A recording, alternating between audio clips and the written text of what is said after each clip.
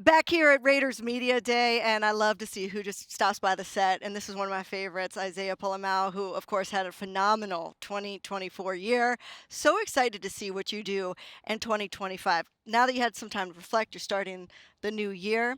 What do you think clicked for you last year that you can really build on going into this year? I think honestly, it started with the coaches believing in me, and gave me the confidence to believe in myself. PG gave me a chance, and I hate to disappoint people, so I didn't want to let them down, and I took it upon myself to make sure that I was prepared, make sure that I knew what was going on, so I can kind of direct traffic back there. But I just it starts with them, the coaches.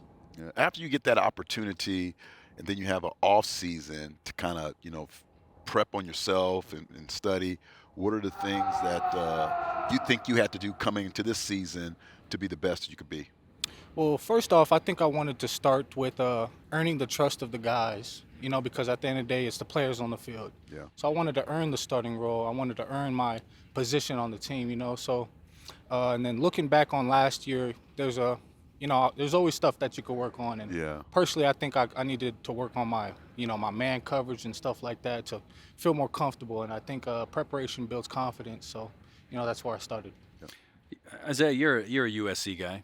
Pete Carroll, Right on. he might All have the been way. he might have been a USC guy himself. What was that? What's that immediate connection with Pete? And I don't even know if you guys even talked about USC at all. But does that factor in at all to the relationship between the two of you? We haven't talked about it, but I'm sure it's deep in there. But it's crazy to me. It feels surreal because he's such a legendary SC. That whole era. So him coaching me and just talking to him is kind of crazy because it's like, man, this is Pete Carroll Yeah. right here. Right. Yeah. That's part of the reason why I went to USC. So it's amazing that he's here and our paths are crossing. So I'm excited for this year. Well, Grady Vance is one of the undrafted free agents out of USC. By the way, I'm a professor at USC. Oh, really? Yeah, I Yeah. teach sports commentary, and Grady was one of my students last year. So it's That's kind of awesome. crazy. And then Pete was a professor there too. So Yeah, right, it's kind of right. a lot That's of awesome. Trojans up in here. But looking at the secondary, there's a lot of competition, a lot of opportunities for different men to earn the job. When you look around, some of the guys that you expect that could be starters, who excites you? What excites you about the secondary? It's guys coming from all over the place. Not everybody. Really, it was really just me and DCam and some other guys that was here from last year. So this is a whole new secondary. So it's exciting to work with each other. And we got E Stokes coming in. He's a vet that's been in the playoffs, been doing it, so he knows what it's supposed to look like. And then we got the young guy Darien Porter. He's looking good right now. So Yeah. I'm excited to see what's going on. What do you with like everybody. about Darien? Tell us a little bit His about him. We're length- learning him. Yeah, I mean his length, his speed. He's actually really smart about. He's understanding what the defense is. He's understanding what we're trying to accomplish, and he's buying in. So it's exciting to see a young guy like that do that. Now he used to be a receiver, so we're going to give him a little break. Now, Yeah. now he's on to the right side of the ball. Right? Yeah, there you go, dark side. The one thing that kind of pops off to me talking with all the secondary guys is you guys are a lot longer, taller athletes this year.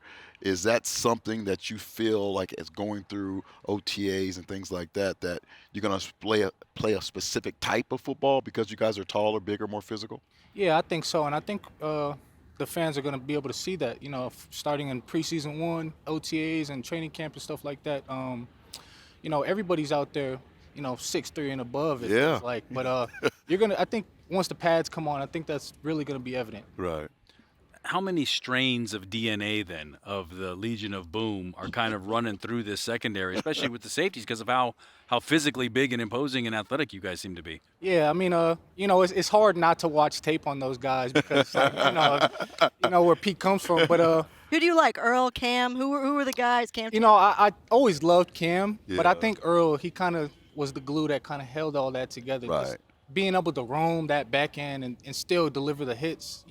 5'10" or whatever he was. But I kind of like Earl. But I think I'm trying not to get my hopes up, and we just got to do what we do. But I think it would be really good.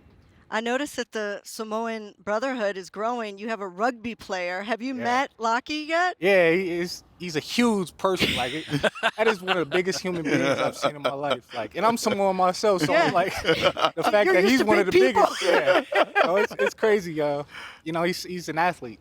So I Yeah. mean, hopefully we can, maybe figure out a package to get him the ball somehow. Right. That'd be crazy to see. He told me he wants to see Pete Carroll do It's the Haka, right? He Yeah. wants to see Pete Carroll. He feels like he would be down with maybe you and 100% I Emilata know and Pete. yeah, we do have a little brotherhood here that we could include Pete. I think he'd be very good at it. Yeah, he's honorary Oos. Oh, there you Honorary go. Oos. There you Well, then go. who's the tribal chief?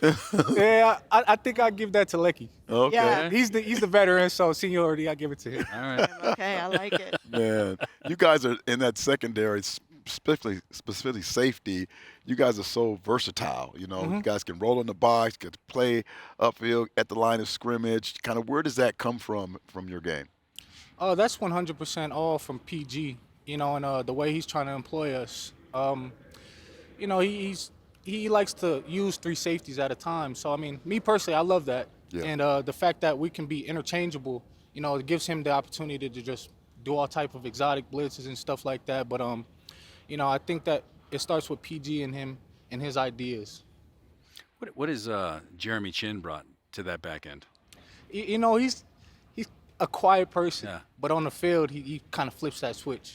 And we haven't seen the the full realm of that, but he keeps to himself. But then when he's out there, he's flying around. You just see flashes of black and white and 11. It's like, damn, who is that? Like, and it's Chin, and he's flying around. But he's exciting to watch. Yeah. People never shout out position coaches, but I feel like in the secondary, you guys have some real royalty in the sense you have like Joe Woods, who obviously was has coordinator experience, and then Marcus Robertson coming back to the silver and black as well. How much have they influenced and started to shape you in the secondary? Working with Marcus Robertson, he's a great coach. The fact that he's played in all pro and he's done it. So I mean, he loves to put on his own tape. And No, he's not that. He's that coach. He's like, hold on, I man. love let's it. get mine No done. way. I did this. I like that. Let me show you young He's like, man, gonna y'all gotta clown him. trust me. jumpers. He's like, y'all gotta trust me. And like, and he puts throws it his on. stuff on there? He puts it on. He's like, In man, black I'm and telling white. you, like, I did this. So I'm like, you know what? I think I do gotta trust him. Okay? Maybe he does know what he's talking about. That is funny. He's a funny guy, man. He's Cali through and through. So I Right. mean, I can relate to that. Yeah. So he's I love him. We're starting to really gel right now. So That's cool. it's going good. So how's the transition, like off the field, family, being here in Las Vegas for a couple years, and how are you kind of dealing with that? So everything's going good. I mean, Didn't my you just baby- have a baby? Yeah, I have Oh, a son. He's 8 months. Yeah. Oh, 8 congratulations, months, man. Yeah, thank you. All right. And he just popped his first 2 teeth, so Oh. he's going crazy, but he's loving it. I mean, he's loving life. Life is good. That's awesome, man. definitely- Well, congratulations Yeah. on a breakout year last year. I know everybody. I remember the AFC Defensive Player of the Week. Was it Yeah. twice, right? It was once. once. Yeah, two forced fumbles. Oh, that's Yeah. right. That was a pretty good game. Yeah, it was All pretty right. cool. Well, we're going to see a lot more of that. We know that coming Yes, up here ma'am. in 2025. And thanks so much for being here with us. Yeah, thank you for having me. Yeah, appreciate Lovely. you, man.